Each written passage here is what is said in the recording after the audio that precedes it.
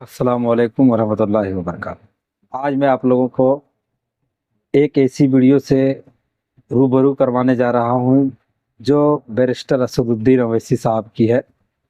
आप उनको 12 चैनलों में देखे होंगे। जो हमारे देश की मीडिया है उसमें जब वो आते हैं तो सवालों का जवाब किस तरीके से देते हैं, क्या ताबड़तोड़ उनसे सवाल होती है, क्या वो जवाब को देते हैं। आप 12 सुने होंगे, लेकिन आज मैं इस ऐसी वीडियो को आप लोगों के सामने लेके आया हूं जिसको सुन के आपको बहुत ही मज़ा आने वाला है। तो आप देर किस बात की, चलिए पहले वीडियो को शुरू करते हैं और उसके बाद आप कमेंट में ज़रूर बताइए कि आपको ये वीडियो कैसा लगा। चलिए शुरू करते हैं। भारत माता की, भारत माता की। असदुद्दीन ओवैसी आप पे भी कैमरा था उस समय। हाँ, मैं नहीं बोला तो मैं बोलूंगा हिंदुस्तान जिंदाबाद, भारत जिंदाबाद, जय हिंद बोलूंगा मैं। ये मेरा फंडामेंटल राइट है। ये बड़ी अच्छी बात कही आप।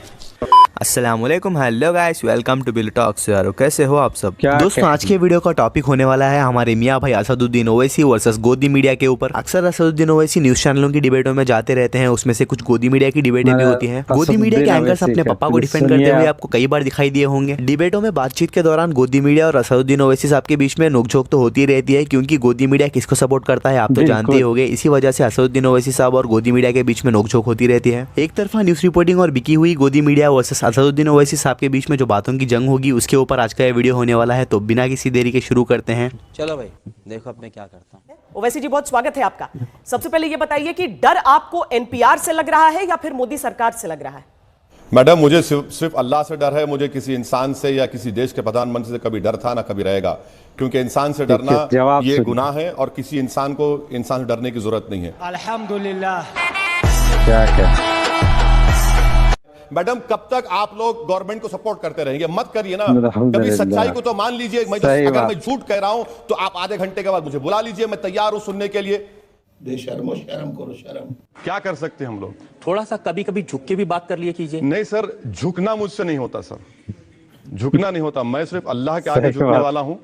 और जीत लेंगे, अगर आप मेरा दिल जीत लेंगे तो यकीनन मैं सब चीज कुर्बान करने तैयार हूं। आप झुकने की बात क्यों कर रहे हैं? झुकेगा नहीं। चलने इस वाला मुल्क का मिजाज तो ये है कि वो शायद कहता है मुल्क नहीं, मुल्क की बात नहीं कर रहा हूं मैं। मेरा झगड़ा मुल्क से नहीं है। मेरा झगड़ा रजत शर्मा से हो सकता है, मेरा झगड़ा नरेंद्र मोदी से हो सकता है। क्यों झगड़ा होगा? नहीं, मैं फट गई है उसकी। बड़े मियाँ तो बड़े मियाँ, छोटे मियाँ तो सुभान अल्लाह। हाँ बिल्कुल सुभान अल्लाह, वो सुभान अल्लाह है, अल्हम्दुलिल्लाह है, माशाअल्लाह है।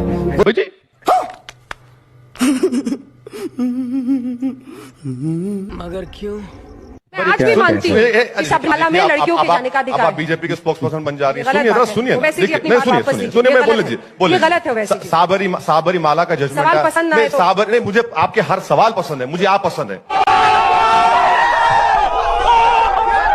कि आप कुर्ता पायजामा में कैसे जिम में काम कर। अब क्या करेंगे इन लोगों को? हम कह रहे हैं कि भैया आप आ जाइए, एक्सरसाइज करना है तो आपको कपड़े क्यों पहनना है? अब मैं तो मोदी जी की तरह, मेरे पास इतना बड़ा लॉन नहीं है कि मैं पत्थर पे कर लेट जाऊं। क्या बात।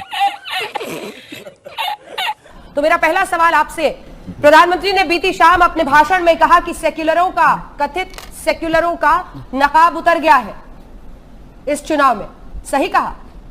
नहीं, शायद प्रधानमंत्री अपनी बात कर रहे थे, क्योंकि 300 से जायद उनके मेंबर ऑफ पार्लियामेंट जीत कर आए, उसमें एक भी मुसलमान नहीं है। तो शायद वो अपने आप के लिए कह रहे थे कि अब हमारा सेकुलरिज्म का निकाब नहीं रहा और हम खुल के हिंदुत्व की आइडियोलॉजी को पिछले 5 साल से प्रमोट कर रहे थे, उसको करेंगे। उन्होंने और कब प्रधानमंत्री सेक्युलरिज्म का के नकाब इलेक्शन के पहना? भाषण आपको याद होंगे, वर्धा। ओवैसी जी, उन्होंने कब कहा कि हम सेक्युलर हैं? अच्छा, तो वो सेकुलर नहीं है। मैं समझ रहा था कि हिंदुस्तान के प्रधानमंत्री हैं, हिंदुस्तान के संविधान पर उन्होंने ओथ लिया है जिसमें लफ्ज सेकुलर प्रियम्बल में लिखा हुआ है। अगर वो नहीं मानते तो बहुत अच्छा है। आप आज इंकशाफ हो रहा है, आपकी बात से मालूम हो रहा है कि प्रधानमंत्री कभी सेकुलर थे ना कभी रहेंगे। मैं बहुत अच्छा है। अयोध्या गए या नहीं गए? नहीं। हम तो 2000 मेरे ख्याल से हम 12 या 13 में हम बाई इलेक्शन लड़े थे। 16 में बाई इलेक्शन लड़े थे वहां पर। देखिए जवाब आपका। आप आपके जहन में कुछ और है, बता दीजिए, जबान पे ला ही लीजिए। समझ रहे हो, समझ रहे हो, समझ रहे हो ना? राम मंदिर बन रहा है सुप्रीम कोर्ट के फैसले के बाद। अच्छा अच्छा, हाँ हाँ। व्हाट? तो कई लोग पहुंच रहे हैं, पर्यटक पहुंचेंगे। अच्छा। ओवैसी साहब जाएंगे कि नहीं दर्शन करने? देख नहीं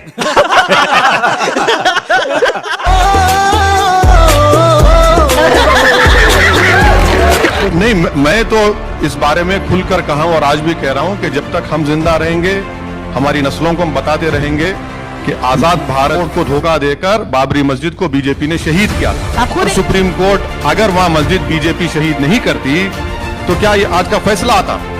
वो मेरी मस्जिद थी, है और रहेगी इंशाअल्लाह ताला। हम तो बोलते रहेंगे। ये बड़ी अच्छी बात कही आप। भारत माँ तो सभी के लिए है, उसकी जय बोलने में हर्ष क्या है? उसके लिए आपको कानून चाहिए। घर में अपनी माता को भी तो प्रणाम करते हैं सब। हाँ, जरूर जरूर जरूर। मैं अपनी माँ को उनके पैर पड़ता हूँ, अपनी माँ से दुआ लेता हूँ और मुझे सिखाया गया है कि मेरी माँ के पैर के नीचे जन्नत है। मैं अपने मुल्क की पूजा नहीं करता, मैं अल्लाह की पूजा करता हूँ और इसमें कोई मेरा मुल्क से वफादारी या मोहब्बत कम नहीं होती। आप कानून बना दीजिए कि हर हिंदुस्तानी को नारा कहना पड़ेगा, तो जब देख लेंगे। जब तक आप कानून नहीं बनाएंगे और मगर मैं नहीं, अगर मैं नहीं बोलूंगा, आप कहने में बिना कानून के नहीं बोलूंगा, चाहे जिसने जो करना है वो कर ले। बिल्कुल। आप मेरा मेरा सवाल पर आता हूं। आपके साथी संसद में, आपके साथी योगी आदित्यनाथ उत्तर प्रदेश के नए मुख्यमंत्री बने हैं। भगवाधारी उत्तर प्रदेश का नया मुख्यमंत्री बना है। आप खुश हैं? नहीं। लेकिन आप खुश नहीं है, इसका मतलब योगी आदित्यनाथ के बनने से। मैं खुश हूं या नहीं खुश हूं, और आप तो बहुत खुश हैं, मुझे यकीन है कि आपने लड्डू खाए होंगे। आपको मुबारकबाद देता हूं। आप जिस तरह से सवाल कर रहे हैं, नहीं आप, मैं यकीनन आप बहुत खुश हुए होंगे, आप मिठाई खाए होंगे। लोकतंत्र में जमहूरियत है, नहीं बिल्कुल आप मिठाई खानी चाहिए जनाब, आपको भी लड्डू खाने चाहिए। जब वोट पड़ता है तो हम सबके लिए, हम सबके लिए ऊपर होता है, वो सिर्फ मेरे लिए नहीं होता और आपके लिए नहीं होता। चुप कर बे कुत्ते। ठीक है, अब आप एक से भले दो हो गए हैं, लेकिन उसके बावजूद असदुद्दीन ओवैसी नाराज हैं, गुस्से में चल रहे हैं। क्यों? आपको तो लोगों ने एक से दो कर दिया है, फिर क्यों आपको लगता है कि लोगों के दिमाग को हैक कर दिया गया, रिग कर दिया गया? नहीं, आपको क्यों लग रहा है मैं नाराज हूं? मैं तो कोई टॉनिक पीकर नहीं आया हूं, खुश हूं मैं तो। मस्त जोक मारा। साहब, मैं आपसे पूछना चाहती हूँ, जो दूसरे आपके एमपी आए वो महाराष्ट्र से आए हैं, तो इस बार महाराष्ट्र में आपके पर जो हैं थोड़े ज्यादा बड़े देखे जा सकते हैं? अरे मैडम, राजनीतिक उड़ान के लिए आपको इतनी तकलीफ क्यों हो रही है? पर निकल रहे हैं, जवाब आप पर काटना चाहते हैं क्या? नहीं, सवाल का तरीका भी अच्छा होना चाहिए। आप एक मौजूद चैनल के एक मौजूद एंकर हैं, आप इस तरह की अल्फाज मत करिए। पर निकल रहे हैं, क्या मतलब? मैं कह रही हूँ मैं भी अगर मुस्लिम समुदाय की आधी आबादी को न्याय मिला है, उनकी आवाज को देश की सर्वोच्च अदालत ने सुना है, तो सर जोश के साथ आपको स्वागत करना चाहिए इस बात का। मैं तो सिर्फ इतना कहना चाह रही हूँ।